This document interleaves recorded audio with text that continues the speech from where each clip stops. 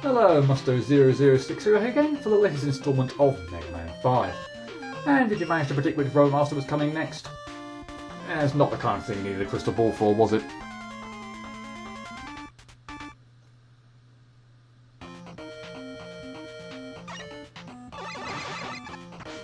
Clumsiest start to a stage ever. Yay! Now, in my defence, what I was trying to do was be a good Let's Player and demonstrate what happens if you shoot these Puka Puka at their bodies. So there you have it. The head bounces along the ground and indirectly hits me. That's what I get for trying to demonstrate something. So destroy the head, not the body. The body automatically dies with the head. Some crystal shoots to get by now, and provided you make your move quickly after a crystal was dropped, you should be absolutely fine. But don't dawdle. If you wait too long, invariably that will result in your death. As you can see, the crystals don't drop according to a set pattern or timing, so sometimes it will seem like an age till another drops. But don't get impatient. Only make your move immediately after one has fallen. And hey, we even had crystal ladders to climb. Health would have been better, Eddie, but at least it wasn't another one-up, eh? And here's introducing Crystal Joe. I always got those two mixed up for some reason. And wouldn't you know it, here's the one-up Eddie didn't give me. Come on, game, enough already. But back to Crystal Joe. The crystals they form and hurl at Mega Man deflect his shots, so you'll need to wait until the crystals are out of the way before attacking. But in all honesty, I find them one of the easiest Joe enemies to deal with. They don't move or jump, and only shoot one projectile at you at a time. The game combines them with the crystal shoots, but provided you destroy the Joes before you progress, they're not any more threatening. Shooting through the foot and not having the hit count for some unknown reason is about the worst that could happen. So take out this Fujin either from the ladder or the extreme right edge of the screen, that way projectiles won't get anywhere near you. And don't panic here, just wait for the enemies to reach your level and shoot. One shot's all it takes to kill each of them. Now obviously you could take them out quicker by jumping and shooting, but if you miss, you could find yourself getting tagged. Now if you want to collect this E-Tank, when exiting the screen, make a full jump to the left, or you'll crash into a bomber on the next screen. And as soon as you land, slide to the left to get out of harm's way. Now there's no reason for me to take the higher path of 2 here. If I hadn't already picked up an M-Tank, there would be one sitting up in the top path, but the game only lets you carry one at a time, and enforces that by making others disappear from stages, which is a nice touch.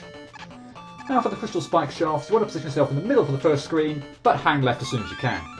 There's a 5 icon, or actually a V icon, depending on the version of the game you're playing, to collect, and it's not one you can go back and get without dying or restarting the level, so try not to miss it. Jump when you land on the screen.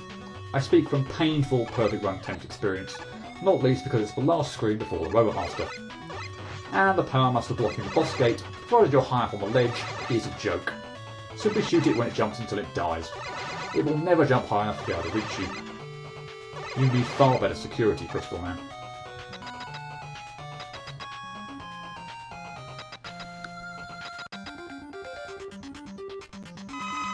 Speaking of, the fight with Crystal Man, when you know what to do, pretty much boils down to the first 5 seconds you just saw. He'll jump high in the air and fire off 4 crystal eyes which bounced around the room. They travel quite quickly and can easily catch you off guard. It's a bit difficult to describe without seeing it on screen, so feel free to rewind it a little to watch it again, but I generally like to small jump in between the first 2 crystal eyes that reach me, then quickly small jump in between the next 2, hang to the left until Crystal Man starts getting close to me, slide under him, and I'll avoid the crystal eyes when they next reach the bottom left corner of the screen. After you've dodged that, you can get him stuck in a Toadman pattern where he'll only jump to the middle of the screen and possibly, he won't always, fire a single pellet shot at you that is pretty easy to avoid. Well, you can force him into that pattern. I still maintain you should not have deviated and fired off another crystal eye attack there, and this one caught me completely off guard. If it's not the first time he does it, I haven't a clue as to a strategy, because I don't know for certain where they're going to bounce. So thanks for that, Crystal Man.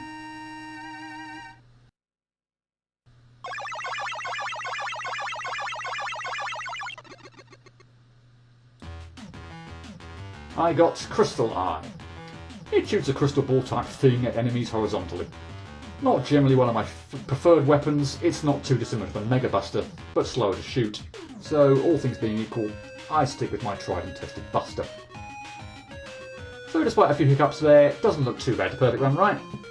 No, not too bad. But certainly not without its trouble spots either.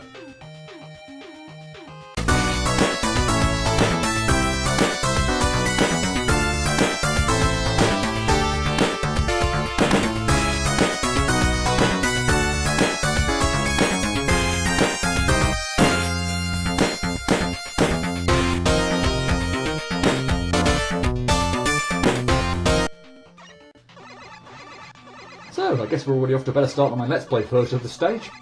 Not that it's really possible to do any worse.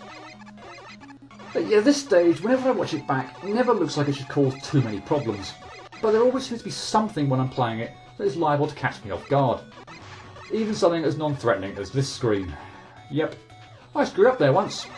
Just was completely unprepared, panicked, missed nearly all my shots, and took a hit. And impatience took its toll on me here. A couple of failures due to my inability to wait. As said, however long it's been since the crystal drops, never try to sneak by. The shoots will take that opportunity to punish you to the full by conking you on the head. And you'll end up taking a minute or so to reset the game, start up another attempt and get back to the point you impatiently died on when it could have taken you only a few seconds.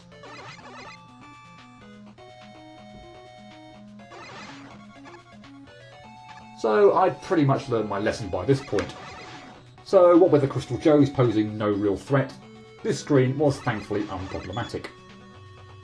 I didn't mention it earlier, but obviously watch out not to land on the crystal spikes you see on the floor. There is instantaneous death causing as always.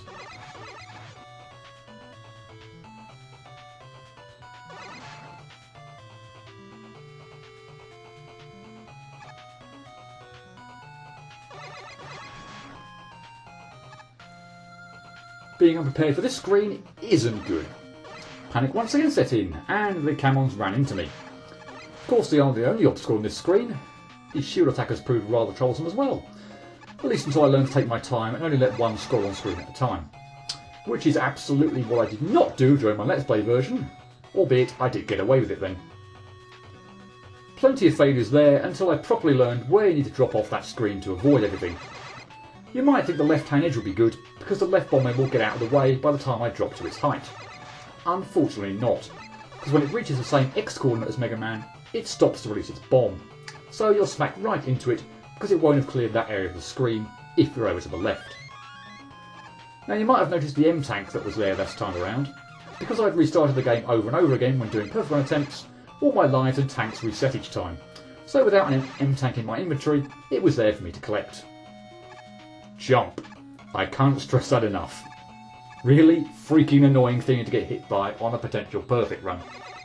Don't make the same mistake I did. And again, as long as you make sure you land on the ledge, this power muscler won't cause you any problems whatsoever.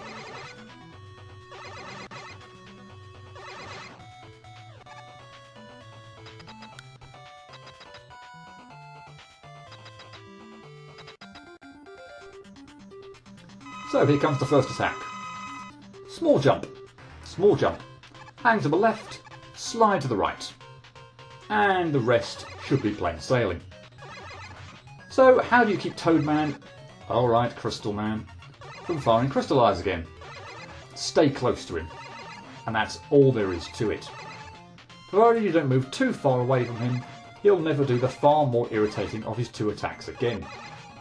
That's why I maintain I got screwed over during the Let's Play version of this fight. I honestly don't think I was far enough away from Crystal for him to be able to cure his Toaditis. Just be careful not to get faked out by him not stopping to fire a pellet shot and landing on you when you're trying to slide under him. And I guess equally, don't get faked out by him actually stopping to fire at you and failing to dodge any pellet shots. Other than that, once you get Crystal into this kind of a pattern, he should go down without too much of a problem.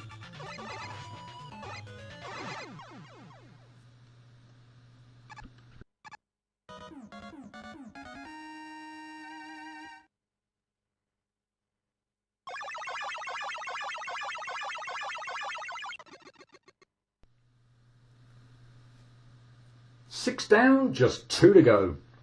And not even the sixth stage could offer up that much resistance. 35 minutes is how long it took for me to achieve the perfect run. It was the longest of any Mega Man 5 stage thus far, but that in itself seems rather sad, doesn't it? 12 outtakes suffered, and yes, you see that correctly, a Mega Man 5 Robot Master ended a perfect run. Like I said about much of the stage, familiarity is the key. I wasn't completely sure how to avoid Crystal's first attack. You'll always start far enough away from him that he can perform his crystalline move right at the start of the fight. But once I saw a strategy for dealing with it, the next time I fought him, I was fully prepared. And once you dodge that first move, provided you remain reasonably close to Crystal, the rest of the fight is straightforward. With regard to the stage, once I knew where enemies were placed, things started to become easy to deal with. The two critical areas are the screen with the E-tank, in so much as knowing where you need to drop off the screen, and the one just before the boss gate, where you need to jump over the floor enemy almost as soon as you land. Beyond that, don't panic, and you should be able to deal with whatever comes your way. Just don't get greedy or impatient in making your way past the crystal chutes. Wait, or you'll be sorry. Still nothing has been thrown at me to break my happy mood, although I must admit I was expecting that to change rather soon.